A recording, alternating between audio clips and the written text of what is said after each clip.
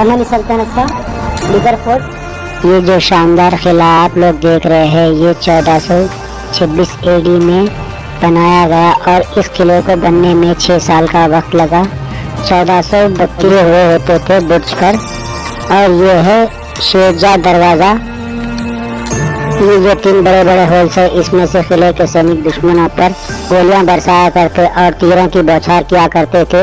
और ये जो छोटा सा होल है इसमें से गर्म पानी, गर्म तेल और तेजाब डाल के इस किले से दुश्मनों को दूर रखा करते थे। और ये जो शेरशाह दरवाज़ा है काफ़ी स्ट्रांग दरवाज़ा है। उस ज़माने में इस दरवाजे पर काफ़ी सारी टेक्निक्स का इस्तेमाल किया गया और किले में जाने के लिए आपको 7 दरवाजे पार करने पड़ेंगे। और ये जो गेट है 30 फीट की हाइट का गेट है। और जो शेरशाह दरवाज़ा है इस दरवाजे में काफ़ी सारी बारीकियां और टेक्निक से काम किया गया। और ये जो दरवाज़ा है 5 किस्म के लोहे से बना हुआ है।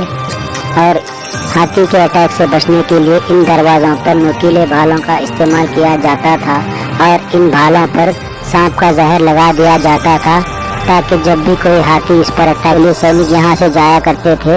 और किले की सुरक्षा के लिए ये 2 होल्स बनाए हैं। ये जो होल्स है दरवाजे के पीछे है और पहले यहाँ पर दरवाज़ा हुआ करता था।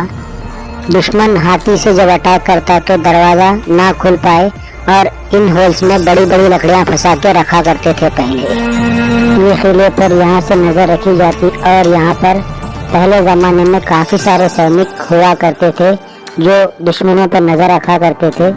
और इस किले में आना दुश्मनों के लिए नामुमकिन हुआ करता था।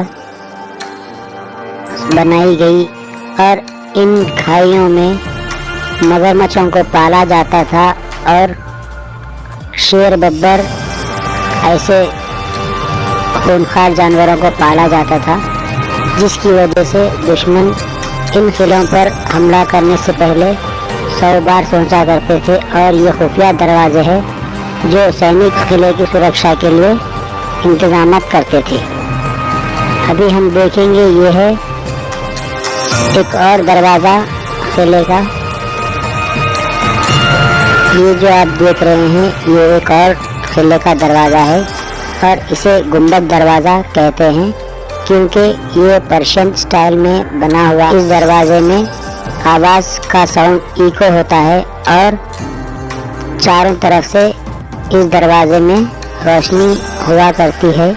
और ये जो बड़े दरवाजे हैं सिर्फ राजा के लिए खुला करते थे और बाकी लोगों के लिए इनमें जो छोटे छोटे दरवाजे बने हुए हैं। ये जो गुंबद दरवाज़ा है इसकी हाइट कम से कम 100 फीट रहेगी और ऊपर आर्चेस बनाए गए हैं रोशनी के लिए। और ये पर्शियन स्टाइल में बनाया गया है, इस सैनिकों के लिए बनाए गए हैं और इनमें से ऊपर जाने के लिए भी आपको रास्ता है।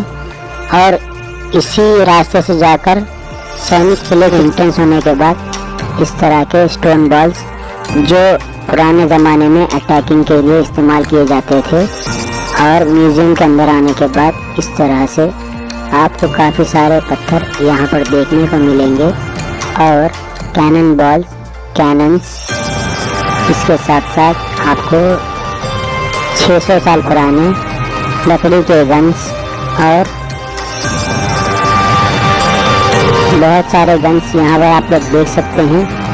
इस म्यूज़ियम में मुझे सबसे ज़्यादा पसंद पुराने ज़माने के जो गेट्स है उसके लॉक्स जो यहाँ पर रखे हुए हैं। 100 किलो का ताला, 50 किलो का ताला, 25 किलो का ताला।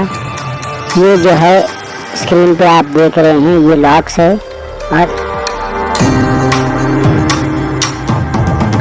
और यहाँ पर देखिए कैनन बॉल्स और कुछ पुरानी तलवारें बहमनी सल्तनत के वक्त की रखी हुई है। और यहाँ से सारे सैनिक सारे मुजरिमों पर नज़र रखा करते थे।